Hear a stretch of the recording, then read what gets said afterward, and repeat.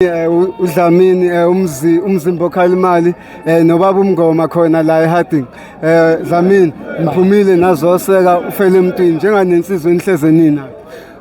Njengoba silapha sofuseka ufele emntwini akukuningi sizothi bantu bakithi asingaceli ngoba uyabona ukuthi lento edala ukuthi sixabane bafike laba bantu bengenalutho baqala amabhizinisi base bebona ukuthi ukuze kulunge akube khona abantu abazobasebenzisa abalapha kuthini njengoba umzimba khalimali ekhona usebenza kakhulu ngaphansi kwelakho umelapho wendabuko sizama nokuthi lento yeinhlangano zepolitiki sibe united sonke singahlukani so njoba sisukile kwaNongoma seza lapha ade ngikwaNongoma mina 600 kilometers noma ngaphezulu njoba ngila ngokuhlala ngaseThekwini sizothi bantu bakithi why singaboni ukuthi thina serich laba bantu banamakomiti abanawo lamakomiti abo njalo ngolesihlanu bayahlangana benemhlangano banemali abayikhiphayo o 500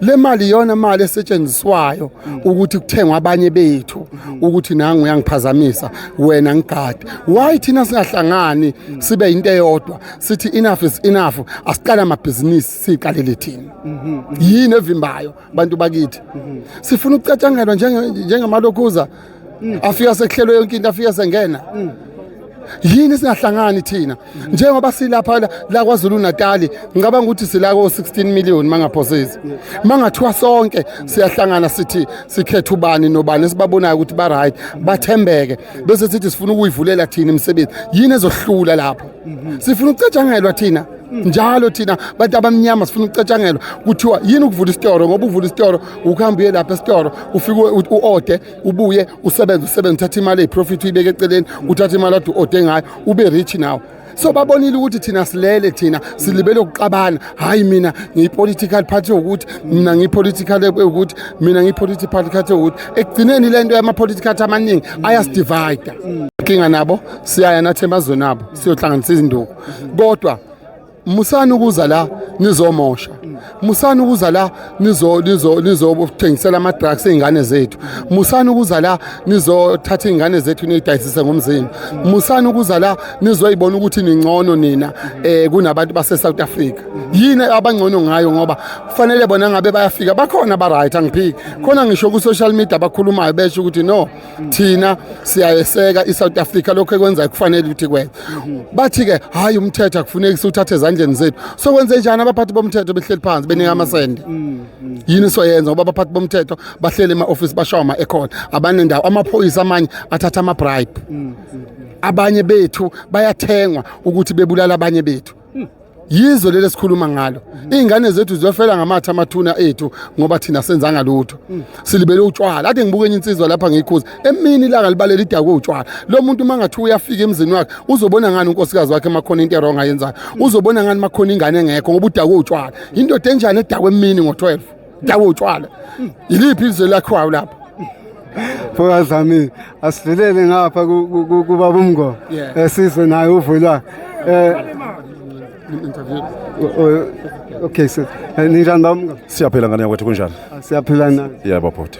Nila eHarding inini enibona yonke into eyenzakala le Harding zonke lezi zinto ekukhulunywa ngazo niyazazi nini abantu abala bazongamela nina okanye bazoseka nina yini eyenzakala eHarding eHarding mfowethu sizokweseka mfowethu eHarding ngokwesimo sabantu bokufika abakhona abala endaweni yaseHarding mfowethu abantu bokufika si into ekemqoka nje balekile ukuthi abantu bokufika abaphume ezweni lethu mfowethu abantu bokufika ilizwe lethu sebelingene kwaze kweqa kanti benza izinto ezingalunganga kunento efika isiqede kakhulu abantu bokufika bayasebenza bake emakhampanini arish abantu bokufika la eSouth Africa banamathenda kodwa futhi wena okwala eSouth Africa unali inasengane uhulumeni uthini bafika kanjani bangena kanjani ku system that is supposed to benefit abantu abama South African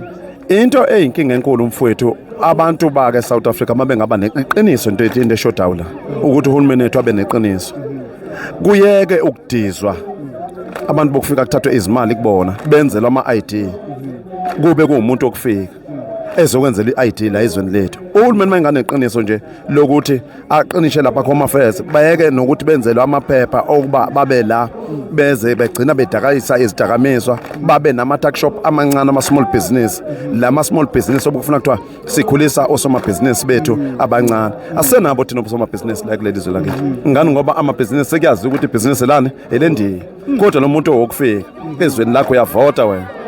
Ingane iyakhula iyaqeda esikolweni noma ngabe nalo italente lokuba usomabhizinisi ngeke zibe usomabhizinisi ngani ngoba yini abantu bokufika bavalile wonke amabhizinisi. Manje ingako sicela sithi siyi-South Africa sekwanele siyacela ukuthi abantu bake bokufika abake besiphumele mfowethu ezweni lethu thina sihlangane siyi-South Africa ngokwezwana. Lamabhizinisi sesibonile manje sikopile into eziningi kubona. Sibonile ukuthi ukubambana kuyinto ebaluleke kakhulu ukuthi manike nabambana nibambana ngebhizinisi cije inqoli yaya phambili ngoba mhlombe noba ngaba uyabona ba hayi lengangesinda kodwa cije masihlangana nale ndoda sihlangana nami siphakanyele ibhizinisi liyaya phambili ngokubambisana kwethu sobabili.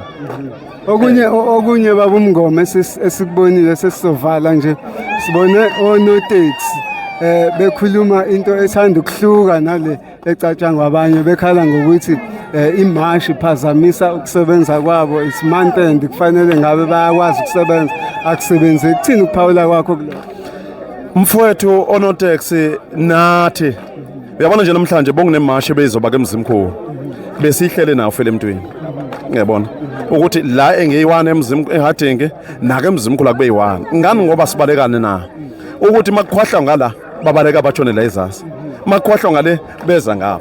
Manje ake siwabeke kanje la mamashi wethu, uyabona mawududula ngala nami ngidudula ngala sizabona bazabaleka babheke kuphi, kodwa ngale ngakuthini Mzimkhulu basidistebhile kwabona ngaba onoteksi bayalwa nathi. Mina bebetsho ukungiqeda mina ngendlela ongakhona belwa nami, kodwa futhi nangithi ngiyababheka labantu angibazi. Baqale ukungilandela ngisuka egarage stairs bengilandela. Uma bengilandela ile moto lokudlula ibuye izongencika ithi suka ibizoma kanje la kumina. Mayima kanje la kumina ngiyambuza ngithi mina awu wama kanjena na. Athi yena uthini uyakhuluma ahlesiwe ndathi uyakhuluma mfowethu. Ngithi hayi bengibuza ukuthi hey wama kanjena na. Ngani ngoba phela akusekho ndawo yakho uma kumina uvena wafika nje wama lapha kwami uyeke indawo lapha. Uthi manje yini into ebuhlungu uma ngaba ngime la egarage ngoba iproperty yakhe egarage. Lithe lami igama hayi akho nto ebuhlungu. Athi unenkinga athi evula isivalo, mayivula isivalo aphumele ngaphandle ezazofika kufuthi kumina. Mayefika kumina afika athi ngeke sesizwe ngawe wena kulama march and march lokuwabiza, ngeke sesizwe ngawe lama march and march owabizayo okhuluma ngawo laphana wena waziwa umuntu la eMzimkhulu. Namakhosi akakwazi nathi asikwazi la eMzimkhulu. Awu ndoda wangiqhamela ngalendlela, uyazi umuntu eqhamela Patrick ayi umoya kwewehle ubile khona. Ngithi ngisathi ngibheke yena lo ngikhuluma naye kube kuqhama abanye kanje la ngamina beza kumina bazongishaya kanje la esifubeni. Hawu le ndoda lena futhi kube ukuthi nje neke ngisachifitile isukile kumina. Hawu lababhemi laba benzana kube yinto nje engibona ukuthi abanye bakhuza ngala ngani ngoba angazi bathi hayi mjilo hayi nami ngibe ngehla ngala ngoba ngifuna ukuyizwa inkulumo yabo ukuthi lababhemi ngoba abakethi nje sixabana ngayo. Yini into esixabana ngayo ngani ngoba phela imarch and march ayiwaphazamisi onoteksi. Abantu ababonoteksi kumele baqhube umsebenzi wabo, asiphazamisane nabo mabelayitsha behamba ngemoto zabo. Abantu abakerenke siphazamisane nabo, kodwa futhi nakhona silungisela bona ngoba noma ngawukuthi onoteksi mhlombe khona plan thizeni ngoba asazi ukuthi lento ebalisa ngabafowethu yini, kodwa ke baphinde babuya awu sesiyachazelana nomunye ukuthi awu le ndoda yakabani uthi hayi yakamkhulisi. Eyamkhulisi kuphi uthi hayi endaweni kanje. Hawu le ndoda lena iwusibali, le ndoda usibali wami lo sibali. Kodwa kushuthi nje sesigoqa kuveza ukuthi banenkinga khona la ekungathi banenkinga khona. Banenkinga mfowethu onoteksi ngoba bakhala ngokuthi bona baziswa ngerenke. Inkinga yabo engife ngayizwa mina beyikhalela bathi abaziswa ngerenke, namakhosi bathi athi akazi. Kodwa amakhosi ngelinye ilanga benginawo la manje emveni kokuthi nginawo la kaMasipala safe sakhuluma nawo sathi ukhuluma nawo kwabonakala bake kunaliyanto ukuthi bathi saphinde sihlalele phansi futhi sikhulume leyo nto. I know. Okungiphatha kabi kakhulu kunamakhosi akithi enhlangwini naka Bhaca seke kwaba naliyanto yoBhaca noNhlangwini lapha eMzimkhulu ukuthi kubonakala babanye na umemeza ukuthi hey maBhaca kwethi bayayikhalela leyo nto. Cha ngiye ngathi ngifuna ukuxolisa bafowethu ngani ngoba siyazi beMzimkhulu kunoBhaca neNhlangwini.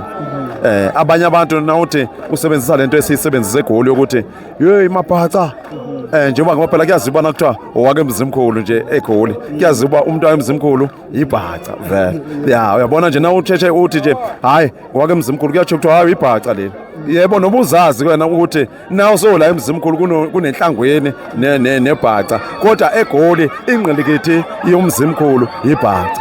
Siyabonga isikhathi sakho. Ngiyabonga umhlonishwa ngiyabonga Nkosi. Thank you.